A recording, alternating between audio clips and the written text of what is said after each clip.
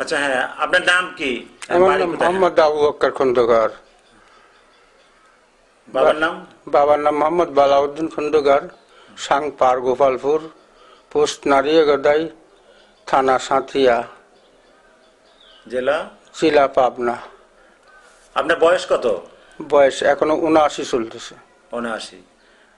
আপনার আপনার বাবা কি করতেন? এখনকার মানুষ শিষ্য বাড়ি যেত, মরিচ বাড়ি যেত। আচ্ছা, আমরা তো তা পারি নেই, সেইগুলো করতেও পারলাম না। আচ্ছা আচ্ছা। আপনার ছেলে মেয়ে কয়টা? ছেলে মেয়ে 5-6টা। 5-6টা। ছেলে কয়টা? ছেলে 5টা, মেয়ে 1টা। আচ্ছা, তো আপনি এরপরে আপনি স্বাধীনতা দেখছেন, স্বাধীনতার বছরে? হ্যাঁ, স্বাধীনতার বছরে। আপনি সেই সময় কি করছিলেন বলেন তো দেখি? আগে ভোট দিয়েছিলেন কোথায়? আগে তাঁতের কাজ করতাম, তারপরে মানে যে যুদ্ধ করতাম, মানে যে রাজাকারে ভর্তি হয়ে আবার ফের মুক্তিবাহিনীতে যোগ দিয়ে তখন মানে যুদ্ধ করি, পাকিস্তানি সৈন্যের সাথে যুদ্ধ করি। কালিনের ফাইটেও যুদ্ধ করি, আবার নননপুর ফাইটেও যুদ্ধ করি। কাদের পক্ষে? মুক্তিযুদ্ধের পক্ষে? মুক্তিযুদ্ধের পক্ষ। আচ্ছা, আপনি ওই নির্বাচনের আগে, ওই স্বাধীনতার আগে ভোট দিয়েছিলেন কোথায়? ভোট দিয়েছিলাম নৌকায় তখন। আচ্ছা আচ্ছা। তো আপনি এই যে যুদ্ধ করলেন, যুদ্ধ করে কি এখানে আপনি তখন কি সাথিয়াতেই ছিলেন? সাথিয়াতেই আমার বাড়িতেই ছিলাম। বাড়িতে ছিলেন। তা আপনি কি ওই রাজাকারে গেছিলেন কেন? কি টাকার ইতে নাকি? পেটের দায় গেছিলাম। এখন একটা 2টি বোন তখন আমার ঘরে, তারপরে একটা ভাই। সে ভাইটা কিছু লেখাপড়া শিখলাম, তার পারলাম না। সে ভাইটা তখন নিজেই মানে যে বিয়ে শাদী করে নিয়ে সে গাড়ি চালাইতো, মোটরের গাড়ি চালাইতো। তারপরে সে মারা যায়। এখন কি আপনি পেটের দেয় নাকি? হ্যাঁ, আমি পেটের দায়ে গেছিলাম। কোথায় গেছিলেন? তো রাজাকারে গেছিলাম। পরে আবার মুক্তিবাহিনীতে চলে আসলেন কেন?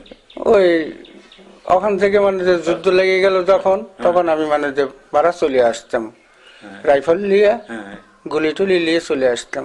আসে মানে যে মুক্তিযোদ্ধা নিজাম কমান্ডার, তারই কাছে রাইফেল জমা দিয়ে তখন তার সাথে থাকতাম। আচ্ছা আচ্ছা। তাকে যুদ্ধ করতাম। আচ্ছা আচ্ছা।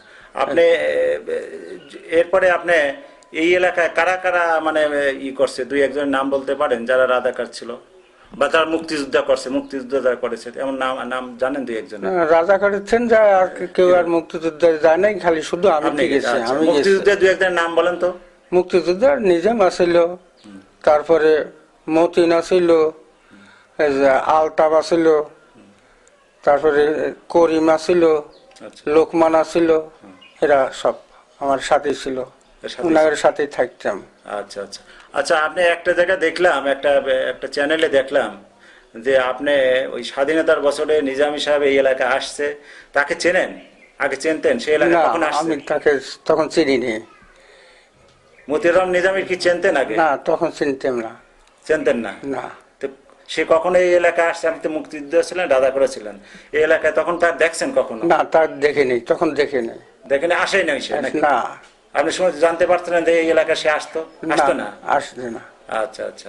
আচ্ছা, এক জায়গায় দেখলাম যে আপনি বলছেন যে সেই এলাকায় এসে মানে রাজাকার ছিল, এই এলাকায় এসে লোকজনের অত্যাচার করছে। এরপরে কোনো এক শাহবাড়ি যায় 2টা মেয়েকে নিয়ে আমি আর সেনাবাহিনী আর্মিদের হাতে তুলে দিয়েছে, এটা কি ঠিক নাকি? আপনি আপনার দেখলাম, তো এটা কিভাবে দিলেন?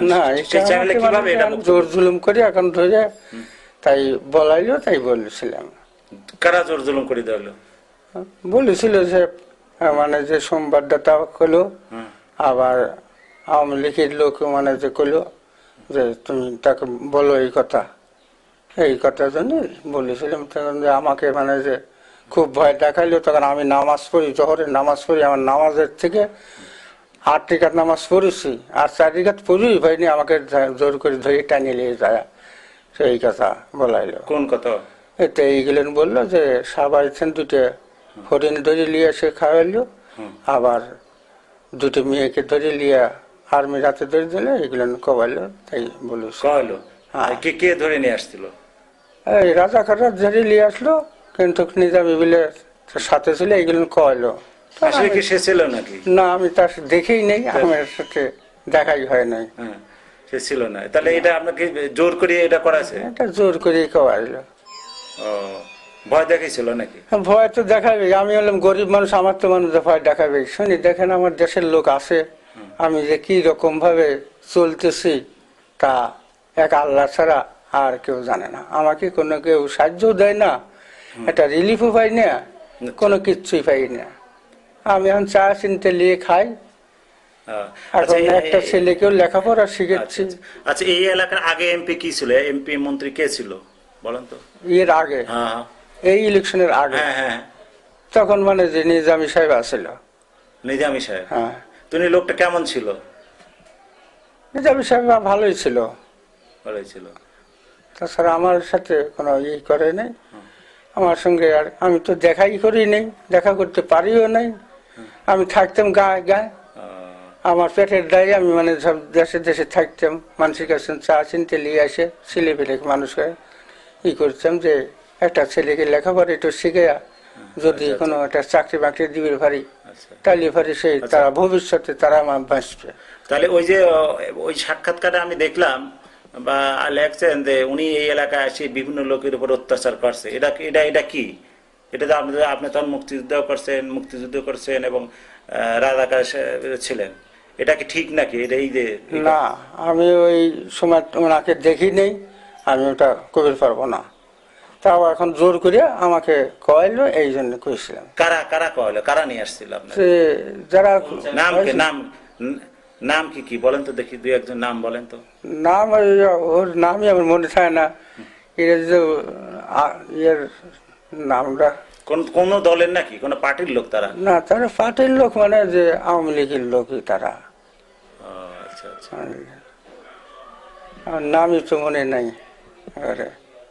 তাহলে ওই ওই ঘটনাটা আমরা জোর করি তাহলে জোর করে মানে যে সংবাদদাতা তখন মানে যে সেই রকম করে আমাকে বলাইলো। তো বললাম আর কি করবো, তো যা কবি হইলো তাই আন করলাম। কি কি প্রাণের ভয় নাকি? ভয়, প্রাণের ভয় তো করলাম যে আমার এখন এই সওয়াল পারলাম আমি ভাষা দিয়া, এখন আমার মানে ভয় হয়ে গেল যে এত গন্ডগোল, মানসিক মারে, এই ডাক মারে ও ডাক মারে, ইয়ে কাটে ও কাটে। এখন আমাকে যদি কেটে ফেলা দেয় তাহলে তো আমি আরো মরলাম, আমার সওয়াল পাল ভাতবি নেই মরবি। আমি বেঁচে থাকলে তা চা চিনতে আইনে খাওয়াইতাম। একটা ছেলে লেখাপড়া করতেছে, সেই ছেলেটা এই জন্য ওই কথা প্রাণের ভয় বলছে। প্রাণের ভয়ে বলেছে, তোর কথাটা ঠিক না তাহলে? না, তো ওই কথা কি আপনি উল্টো করতেছেন যে ওই কথা আমি বলি? আমি না, এখন আমি কবির পাবো না ওইটুকু। আমি এখন মানে আমাকে জোর করি আমাকে কোয়াইলো, তাও আমার মানে যে কি আমি চিনতে টিভিতে? হ্যাঁ, টিভিতে নাকি? সে কি টেলিভিশনে বলেছিল? না, টেলিভিশনে না। ওই একটা লোক আসছিল যারা, হ্যাঁ, তারা সেরকম সাক্ষাৎকার নিয়ে গেছিল যে এরকম মানে যে ধরে সামনে ধরে নিয়ে কোয়াইলো। আচ্ছা, তো ঠিক আছে, তো ভালো অপরাধী ভয় দেখাইছিল যে তোমার কেস দেবো। হ্যাঁ, কেস দেবো। তার কি সে যুদ্ধ অপরাধী, মানে যুদ্ধ অপরাধী ভয় দেখাইছিল? ভয় দেখায় তখন আমাকে মানে কথা বলবেন কিসের ভয়? যা বলতেই হবে।